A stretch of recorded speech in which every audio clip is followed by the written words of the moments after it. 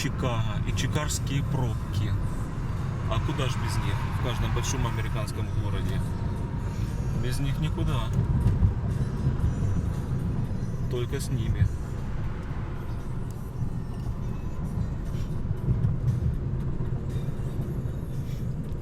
Ну вот так, заезжаем во второй по размерам финансовый город Америки. И по населению, и по численности. По численности он третий. И по размерам после Нью-Йорка и Лос-Анджелеса. А по финансам второй после Нью-Йорка.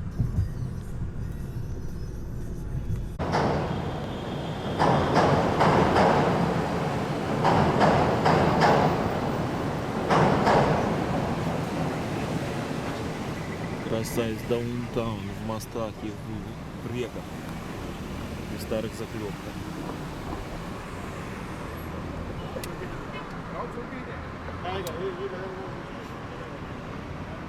И стройки полным ходом.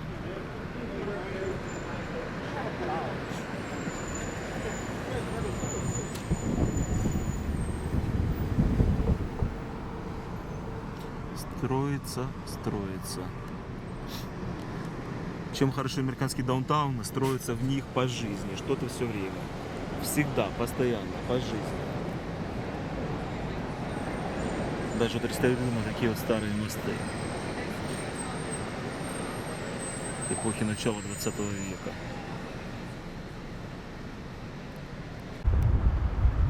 Каменные джунгли меняются на стеклянные джунгли.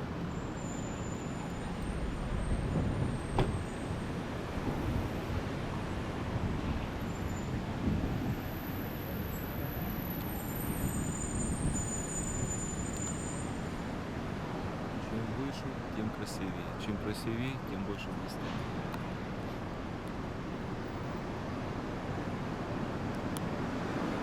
Стекло, архитектура, стекло и сталь, архитектура 21 века.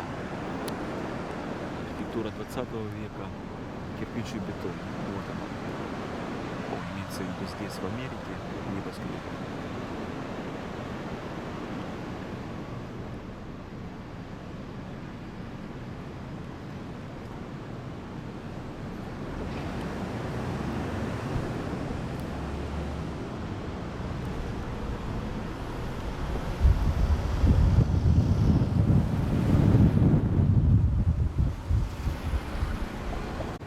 И вот оно, самое высокое здание Чикаго. После того, как упали башни-близнецы, самые высокие в Америке, оно было самое высокое здание Америки. Сейчас башни-близнецы, вместо башни-близнецов в Нью-Йорке построили еще более самое высокое здание. Поэтому это здание опять не самое высокое, но тем не менее в Иллинойсе, штат, и Чикаго-Сити самое высокое, это оно.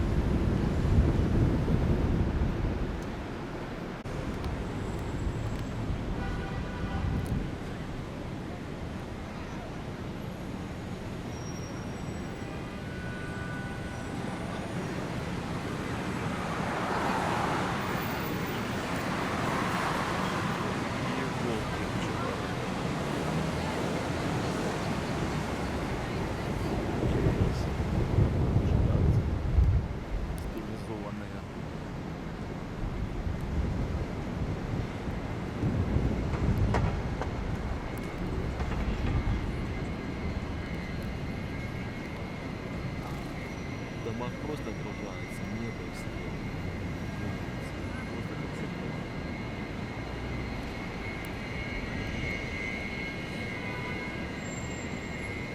Навью и старину по соседству.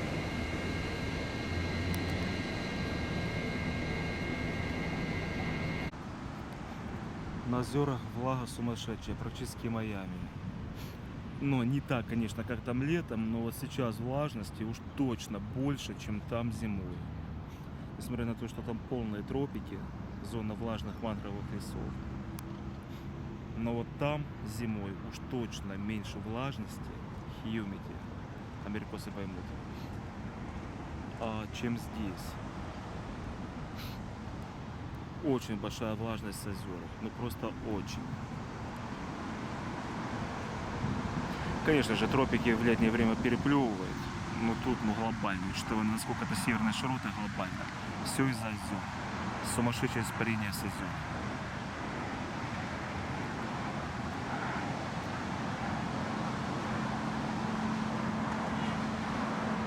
Какие модные утки тут. Откормленные. И гуси.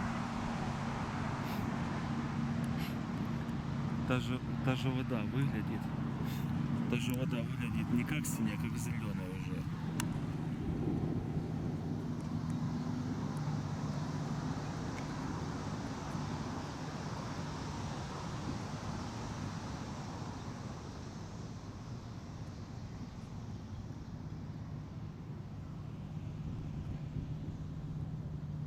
Привет.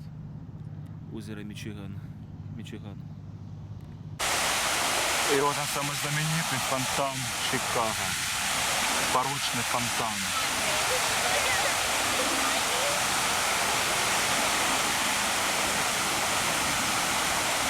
Расположен на набережной, в садах, парках между озерами и даунтауном.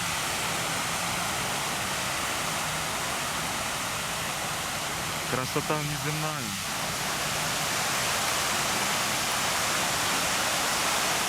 Практически Петр Дворец.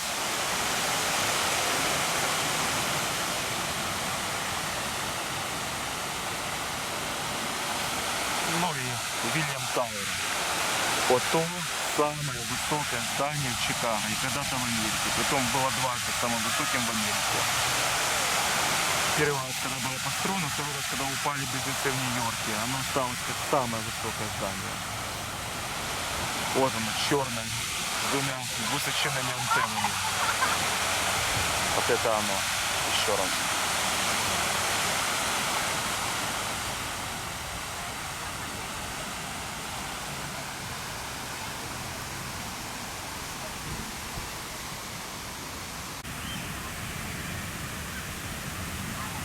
И вот такие фонтаны есть в Чикаго. Живые фонтаны.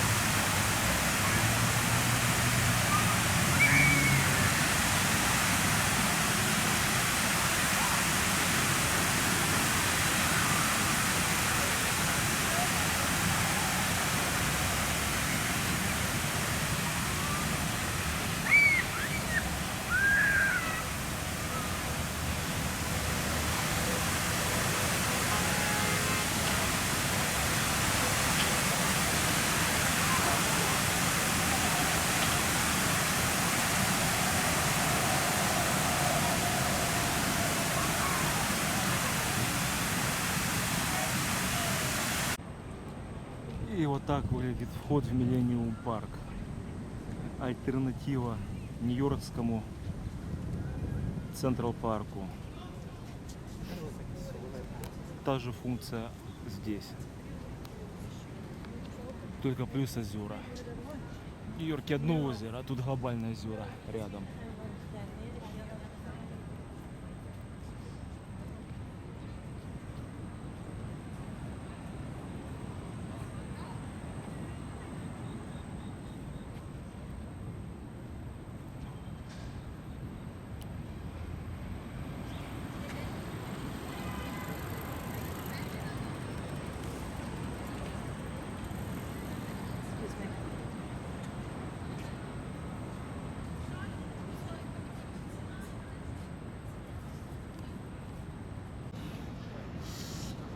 Ну и серебряная фасоль.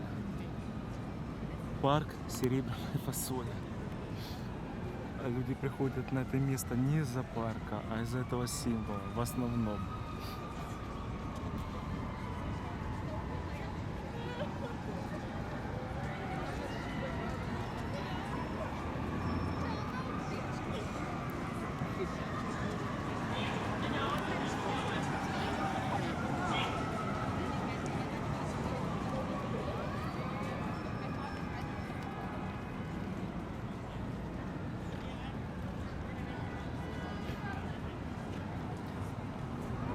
Выглядит это вот так.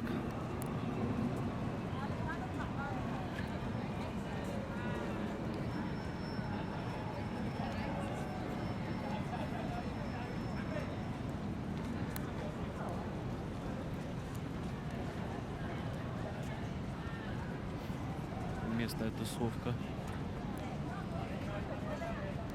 Кого здесь только нет.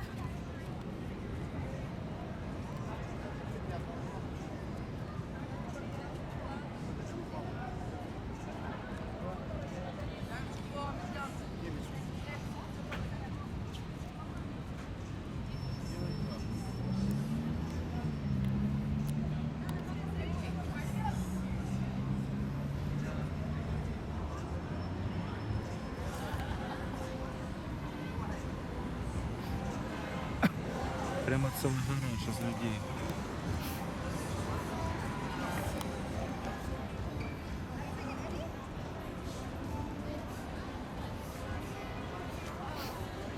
Идеальная ровная поверхность, идеальная. Демонстрация того, что могут создавать люди.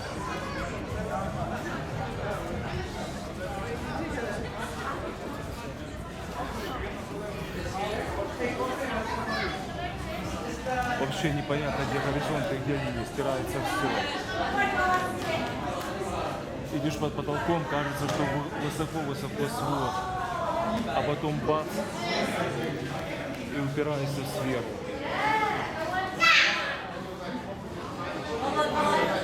Вот он свод на самом деле, чуть выше головы.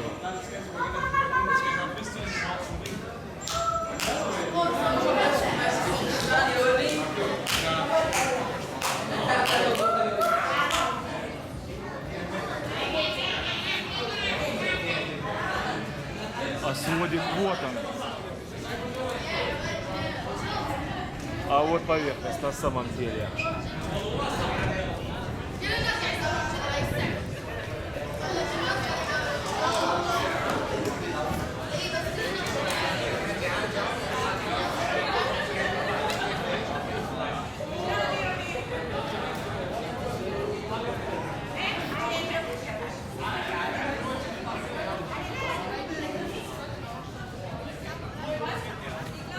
Типа лабиринта кривых зеркал.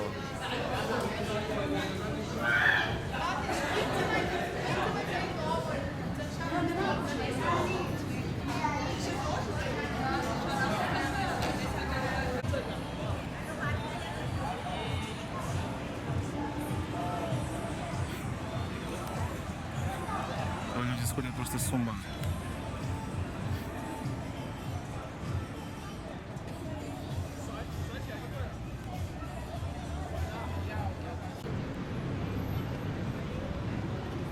Ну и после серебряных зданий, конечно же, должны идти дальше черные. Особенно в Америке и особенно в Чикаго. Любимый цвет чикагского даунтауна, особенно раньше, черное стекло. Все только черное. Все, что имеет другие цвета и оттенки, это новые постройки. Старые дома каменные зеленого цвета с позолотой на крышах. Первые стеклянные небоскребы черного, темно-серого цветов.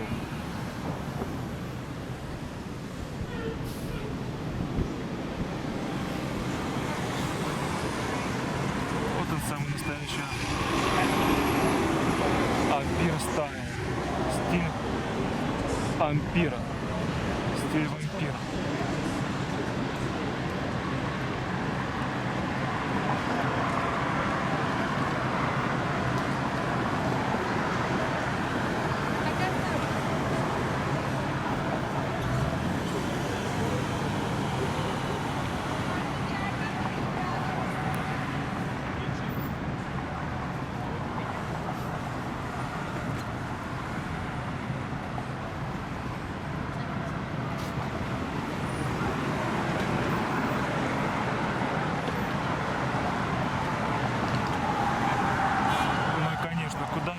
старинных часов в старинном городе.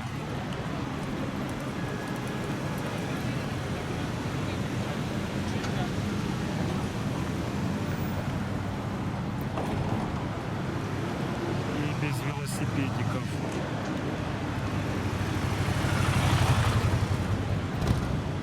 Темных людей практически нет, практически все светлые. Не Нью-Йорк вообще. Хотя города самые близкие по духу.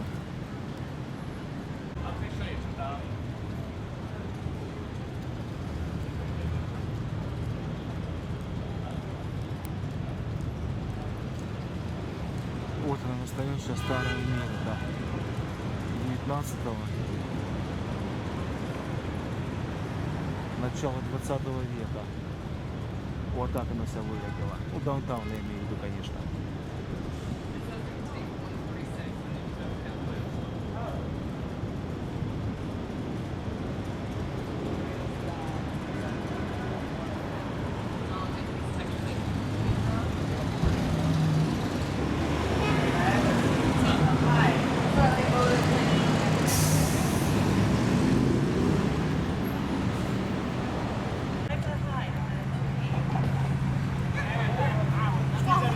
Дома, выходящие на озера, смотрят на набережную. Старый даунтаун.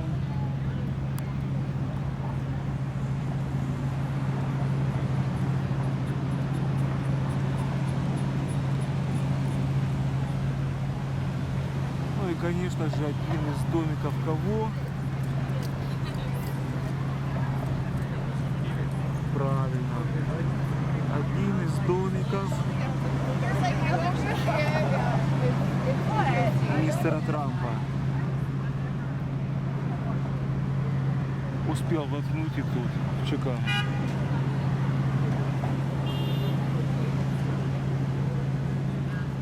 А некоторые путешествуют и отмечают страны и города, в которых были. Например, снимают, выкладывают видео на YouTube, ну и так далее. А Трамп где бывал? Просто по домику строил. Отмечал свои места посещения. Приехал, отстроился. Приехал, построил. Автобусы ужас. Старье рухлят. Такие, каких в Южных Штатах давным-давно уже нет. А тут на севере это вся техника ездит. Ужасный вид, ужасный дизайн. Но по светофоры черные поставили, хотел ума. Поменяли здесь желтый ужасный.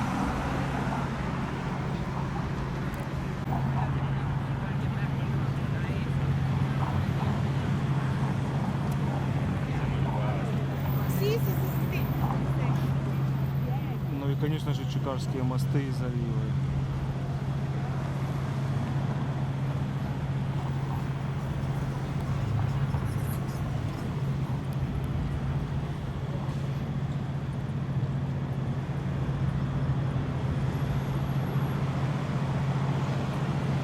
Чем новее, тем выше. Предела нет.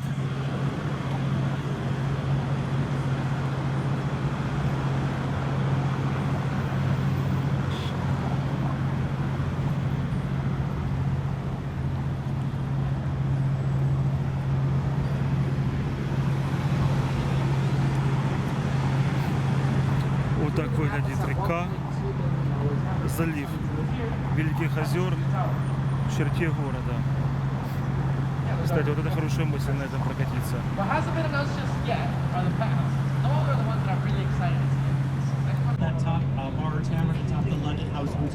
Поплыли по Чикаго Ривер. Река в пределах Чикаго так и называется, Чикаго Ривер. Our first bridge was designed by Edward Bennett, again completed in 1920, known as the DuSable Bridge or Michigan Avenue Bridge.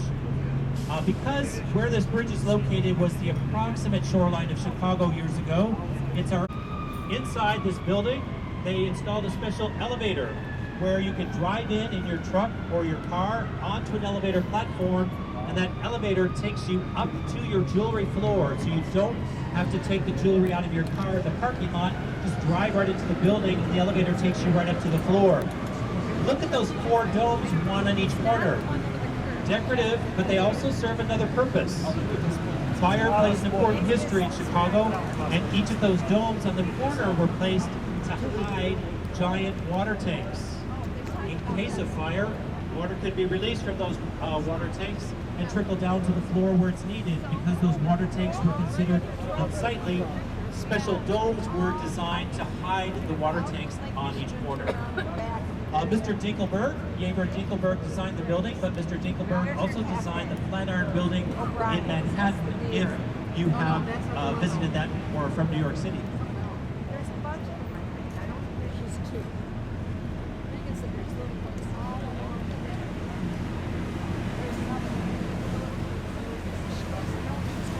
Coming up on the left, white vertical striped building. The white vertical striped building that says Pepper is from 1962. Has a special place for me because that's where my mom worked before she gave birth to her firstborn, which was me. Shaw Metz and Associates designed the white vertical striped building, but what's unique is the white stripes are marble. Marble does not weather well in Chicago, but about 2012, 2014, it's a residential in nature and designed by Handel Architects. It includes an outdoor movie theater. But by putting that winding cutout around the building, the architect is making the building contextual. The building is placed and acknowledges the context or environment in which it is placed, because it's acknowledging the winding river.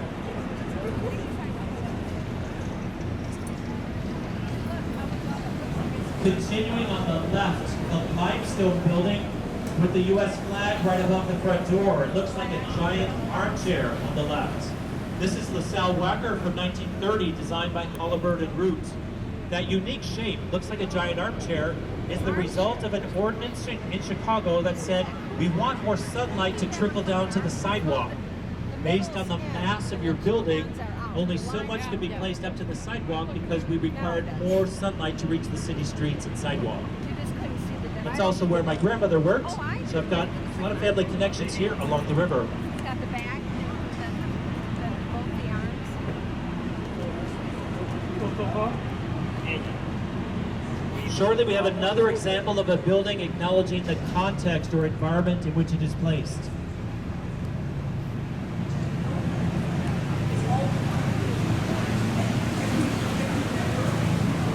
Ahead on the left, once again, there's a building with a needle sticking up on either side in the front. And if you can shade your eyes, at the very top in the center of the building is a bridge. So ahead on the left, a building with a needle sticking up. It's in a round base, a needle sticking up on the front, either side, called 333 West Wacker.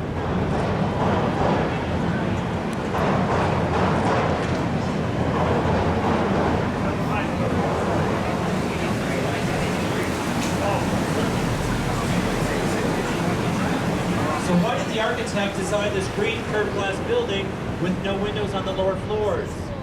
Well, the architect realized there's a lot of street noise here on Wacker Drive, so he thought no one would want an office right at street level with all the noise. So he put the mechanicals of the buildings on the lower floors and put the offices up above to minimize noise from the street. The very next site on the left, right next to the green curved glass building, there's another blue glass building. That is a famous location. It's where Abraham Lincoln was nominated for president in 1860. On that site stood the Saguenay Hotel. In the Wigwam Room was where he was nominated for president, and he won in 1860.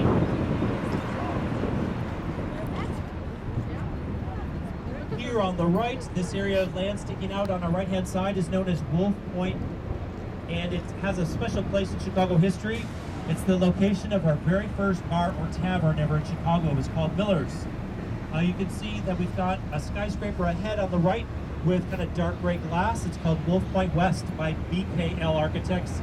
It's residential in nature, opened 2014-2016 timeframe. We're making our right turn going north on the river to River North. This area of the city going northward from this direction really took off from a residential standpoint in 2002. An example is here on our left, this building with the long horizontal overhang with the gentle curve. It is from 2002, designed by James DiStefano. It's called River Bend. It's residential in nature. Along the river.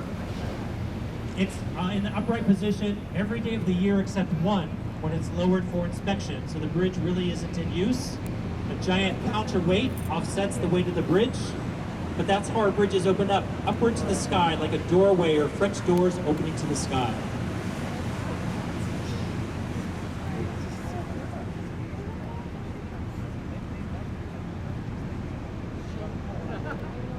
Unofficially, and I stress the word unofficial, I call this our apology to the city of St. Louis. If you've been to St. Louis, Missouri, you'll notice one of their tourist attractions is a giant arch that stands by the city. Ahead on the right, you'll see an all-glass building with an arch at the bottom. However, the architect will say that's not an arch, it's a parabolic curve. This is River Point, designed by Picard Chilton, and it opened in 2017. That's a parabolic curve at the bottom of the building, but because it looks like the St. Louis Arch, I say here's our unofficial apology to St. Louis.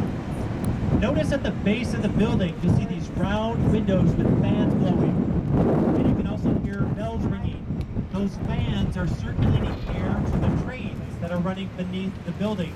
The building is built on air rights. The railroad sells you the right to build above it. So we have to circulate air to those railroad tracks, and so these fans are circulating air to the railroads running beneath the building.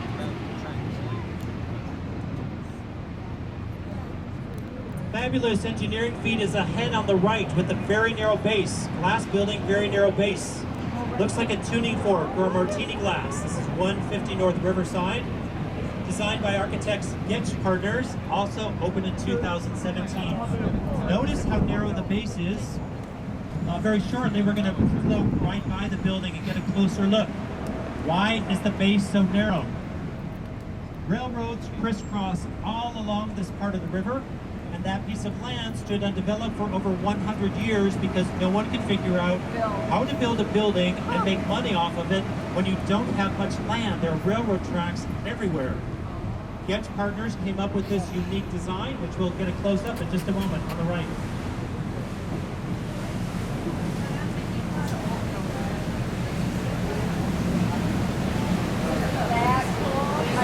Our gray granite at the bottom, those are elevator shafts. Up above, where it flares out, that is mechanicals. Above that are office space. And again, you can hear the hum of railroad tracks crisscrossing all around it. We'll get another view of this building on our return trip. We've now entered the South Branch of the Chicago River. This area of the city is called the South Loop of Chicago.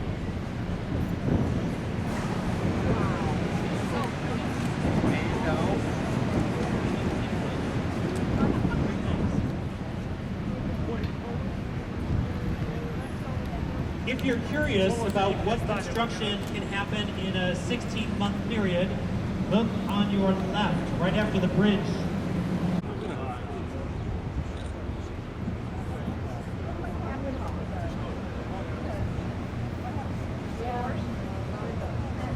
So the same architecture firm, Skidmore, Owings & Merrill, who designed those three modernist buildings we just saw, got into the postmodern architecture movement in the 19 Skidmore, Owings & Merrill, but from 1983. Notice the green glass. Notice the curvature of the building. Look at each pane of glass. Notice each corner is pinched in, so the glass looks like it's bubbling out to give a rippling effect, a rippling reflection of the buildings nearby. So this is postmodern architecture. When people said, less is a bore. Let's have some color, let's have some shape, let's have some design to our buildings. Here, it's two triangular buildings pushed together.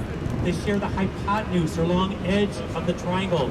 Look at the columns, how they're rotated 45 degrees so the corner faces outward, right in our faces, accentuating a triangular shape and angles.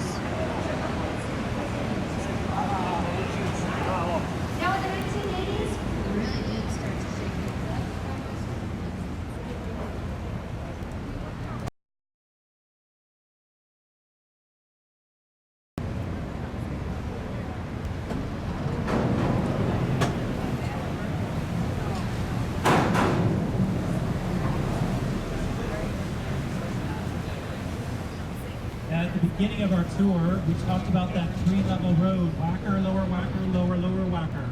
That came from the mind of Daniel Burnham. Ahead on the left, the red brick building that says Go-Go on it. Ahead on the left, the red brick building that says Go-Go on it is a building designed by Daniel Burnham. The building is from the 19-teens. Daniel Burnham doesn't have a lot of buildings remaining today, but that is one of them. The red brick building ahead on the left that says Go-Go. This is 2 North Riverside Plaza, 1929. Notice the outdoor space in the center. Very unusual because in 1929, you still didn't want to see or smell the river. So perhaps they were thinking positively that there'd be a time when people actually would spend time on the river.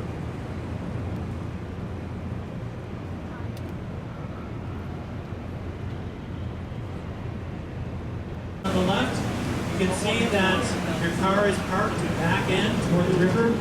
Don't worry if you own a unit here, you don't park your own car. A valet will park it for you, so you don't have to worry about driving off the side of the tower. Again, there's a marina, restaurants, there's a bowling alley. Bertrand Goldberg tried to do everything to encourage people to live downtown. Bertrand Goldberg's teacher in architecture was Ludwig Mies van der Rohe, the father of modernism, and Ludwig Mies van der Rohe designed this round steel and glass building next on the left. So students, Bertrand Goldberg, next to his teacher.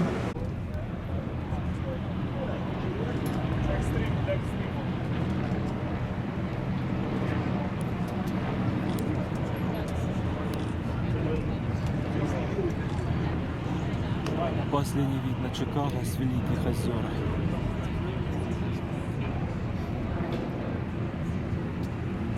Вот так красавчик смотрится с озера.